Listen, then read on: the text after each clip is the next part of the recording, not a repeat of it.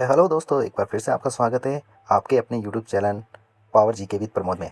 जैसे कि आपको सबको पता है कि टियर 2 का एग्ज़ाम अब कुछ महीनों के बाद होने वाला है। तो आई होप कि आपकी तैयारी बेस्ट चल रही होगी और टायर फर्स्ट का रिजल्ट भी कुछ ही दिनों में आने वाला है। तो चलिए शुरू करते हैं। आज एक क्वेश्चन लेते हैं अपन डिस्क्रिप्टिव, जिसको लिखने की अपन प्रैक्टिस करेंगे और क्या क्या की पॉइंट होंगे उसमें वो भी मैं आपको बताऊँगा। तो चलिए देखते हैं।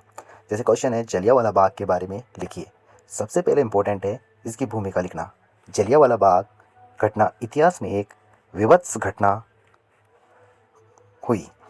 अपने को एक एक वर्ड पर ध्यान देना है दोस्तों, जिसने, अब जैसे यहाँ पे मेन जो भूमिका है इसकी वो लिखनी है, जिसने भारत के क्रांतिकारी,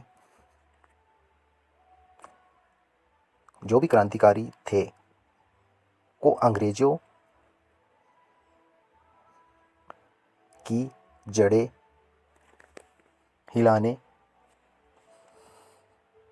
में महत्वपूर्ण योगदान दिया।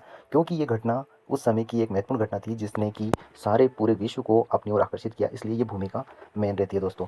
सबसे पहले भूमिका लिख ली अपन ने, और राइटिंग पर थोड़ा ध्यान रखना है, प्रॉपर थोड़ा एक लाइन जितना गैप देना है। और अब अपन इसका जो प्रभाव है उसके बारे में लिखेंगे, ठीक है। जैसे कि जलियांवाला बाग हत्याकांड वैसाखी के दिन, जो डेट थी वो लिखेंगे 13 अप्रैल 1919, ठीक है। आप हिंदी का ही इस्तेमाल करना दोस्तों, क्योंकि अगर आपकी लैंग्वेज हिंदी है तो आप हिंदी में ही लिखें। 1919 के दिन घटित होती है, ठीक है। मैं थोड़ा यहाँ जल्दबाजी में लिख रहा हूँ इसलिए मिस्टेक हो रही है, और आपको आई होप कि मेरी लैंग्वेज राइटिंग जो है समझ में आ रही होगी। तो अपन ने यहाँ तक लिख लिया कि कब हुई, कहाँ तक हुई, ठीक है। अब जिसने इसको करवाया उसका उल्लेख कर देंगे। जैसे जनरल डायर द्वारा आंदोलनकारियों पर अंधाधुंध गोली चलाई गई, इसके बारे में अपन लिखेंगे। और वहाँ पे जो आंदोलनकारी मारे गए उसके बारे में थोड़ा वर्णन कर देंगे। अपने को ज़्यादा रामायण नहीं लिखनी है, टू द पॉइंट अपने को लिखते चले जाना है दोस्तों।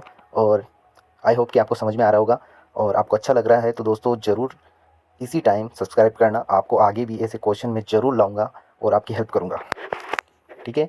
और हजारों संख्या में लोग मारे गए, यहाँ तक अपन ने उल्लेख कर दिया, ठीक है। जितना पूछा है प्रश्न में उतना ही लिखना है दोस्तों, ज़्यादा कुछ भी नहीं लिखना एक्स्ट्रा, नहीं तो एग्जामिनर आपको पॉइंट टू पॉइंट लिखने पर ही नंबर देगा, मार्क्स देगा, अन्यथा नहीं देगा। हाँ, अब आगे देखो।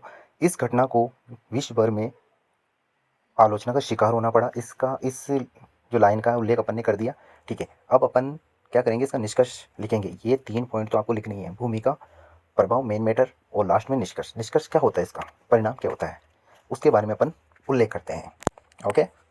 तो इस घटना के बाद जो अपने महान लेखक थे, जनगण मन के रचयिता रविंद्रनाथ टैगोर जी, इन्होंने नाइटहुड की उपाधि अंग्रेजों की लौटा दी थी। तो एक तो ये परिणाम निकला। तो एग्जामिनर का डायरेक्ट ध्यान इस ओर आकर्षित होगा कि यार लिखने वाले बच्चे ने सारा उल्लेख किया है। और दूसरा है स्वदेशी वस्तुओं को अपनाना, इस्तेमाल करना, और जो विदेशी वस्तु हैं उसका बहिष्कार करना। ये इसी घटना के बाद की सारी चीज़ें हैं जो अपन ने उल्लेख कर दी है, ठीक है। ठीक है, इतना लिखने के बाद में अपन एक लाइन और लिखेंगे, जिसमें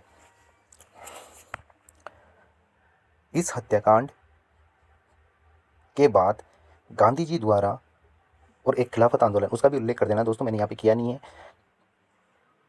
के बाद असहयोग आंदोलन चलाया, ठीक है। वो खिलाफत आंदोलन और जलियांवाला बाग हत्याकांड के बाद ही 1920 में आंदोलन चलाया गया था।